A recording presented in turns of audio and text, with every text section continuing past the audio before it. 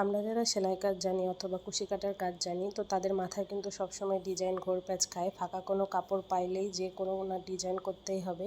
কি বলুন আপুরা, আপনাদেরও কীরকম হয়?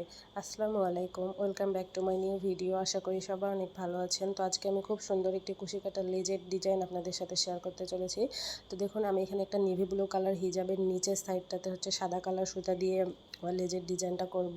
তো এর জন্য আমি এখানে কুশি কাটার 9টা সুতা নিয়েছি এবং হচ্ছে কুশি কাটা নিয়েছি, দেশি কুশি কাটা নিয়েছি হচ্ছে 11 নম্বর। তো প্রথমে আমি এখানে একটা স্লিপ টট করে নিলাম। তো আমার ভিডিওগুলো যদি আপনাদের ভালো লেগে থাকে অবশ্যই কিন্তু একটা লাইক দিয়ে ভিডিওটি দেখা শুরু করবেন। তো যারা কুশি কাটা কাজে একদমই নতুন তারা ভিডিওটি না টেনে সম্পূর্ণ দেখবেন, তাহলে আপনারাও কিন্তু বাড়িতে সুতা নিয়ে এসে এভাবে সুন্দর ডিজাইন করে নিতে পারবেন।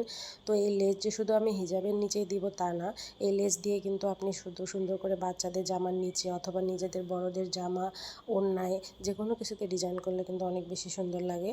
তো আশা করি ভিডিওটি আপনাদের ভালো লাগবে। তো দেখুন, প্রথমে আমি স্লিপ নোটটাকে অ্যাড করে প্রথমে 3টা চেন করে নিলাম। নেওয়ার পর ওই একই স্পেসের ভিতর আমি একটা ডাবল ক্রোশেট করে নিলাম। তো 3টা চেন কিন্তু আমার এখানে একটা ডাবল ক্রোশেট কাউন্ট হবে।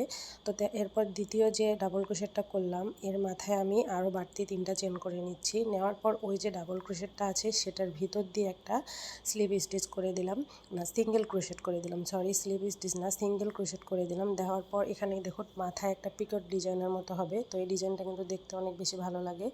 তো আবারও আমি হুকের মাথায় প্যাচ নিয়ে ওই একই স্পেসে আবারও ডাবল ক্রোশেট করে নিচ্ছি। ডাবল ক্রোশেট করা হয়ে গেলে ওই ডাবল ক্রোশেটের মাথায় কিন্তু এক্সট্রা করে 3টা করে চেন করে নিতে হবে। 3টা করে চেন করে নেওয়ার পর ওই যে ডাবল ক্রোশেটটা আমরা করলাম সেই ডাবল ক্রোশেটের ভিতর দিয়েই একটা করে সিঙ্গেল ক্রোশেট করে নিলেই কিন্তু আপনার পিকট ডিজাইনটা তৈরি হবে। তো প্রথমে যে 3টা চেন করে নিয়েছি এই চেনটা কিন্তু পরে যে কাজটা ঘুরিয়ে যখন শেষে আসব তখন কিন্তু ওই চেনটার উপরে কাজ হবে।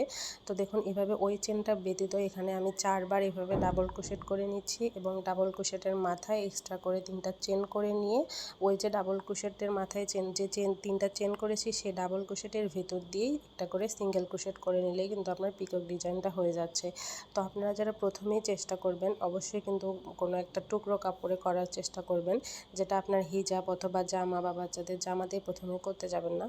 তো দেখুন, এখানে আমি কিন্তু একই স্পেসের ভিতরেই 3টা চেন ব্যতীত আবারও পরবর্তীতে আরও 4টা করে ডাবল ক্রোশেট এবং ডাবল ক্রোশেটের মাথায় 3টা করে এক্সট্রা চেন নিয়ে ওই একই ডাবল ক্রোশেটের ভিতর দিয়ে একটা করে সিঙ্গেল ক্রোশেট করে নিলাম। আশা করি আপনারা বুঝতে পেরেছেন।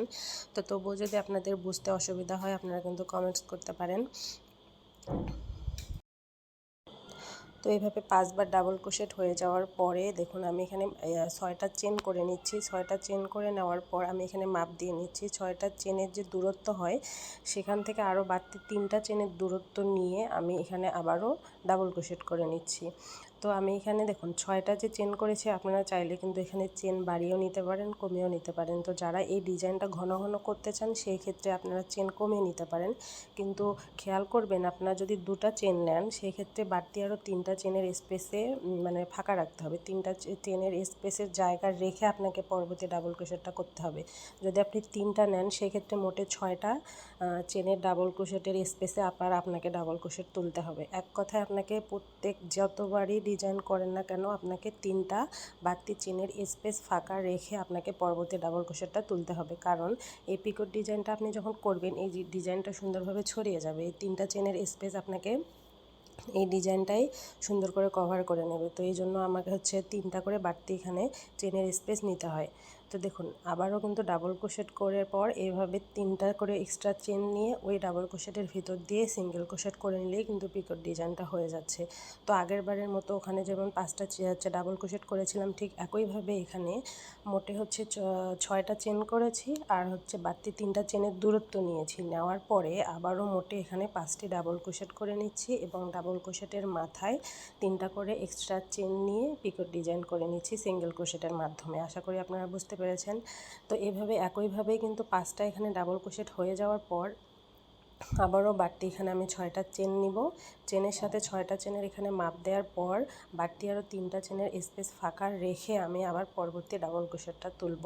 তো আপনারা চাইলে কিন্তু এই ডিজাইনটা বারবার ঘন করে করতে পারেন অথবা এর থেকে যদি হচ্ছে আপনারা পাতলা করেন ডিজাইনটা, যে আরও পাতলা করব সেক্ষেত্রে আপনারা কিন্তু চেনটা বাড়িয়ে নিতে পারেন। তো সম্পূর্ণ ডিজাইনটাই কিন্তু আমি এখানে এইভাবে করে নিয়েছি। তো আপনারা এইভাবে নতুন নতুন আরও সুন্দর ডিজাইন দেখতে চাইলে অবশ্যই কিন্তু কমেন্ট বক্সে কমেন্ট করবেন। আশা করি আপনাদের ভিডিওটি ভালো লেগেছে। তো আজকের মতো এখানেই বিদায় নিচ্ছি, দেখা হবে নেক্সট ভিডিওতে। আল্লাহ হাফেজ।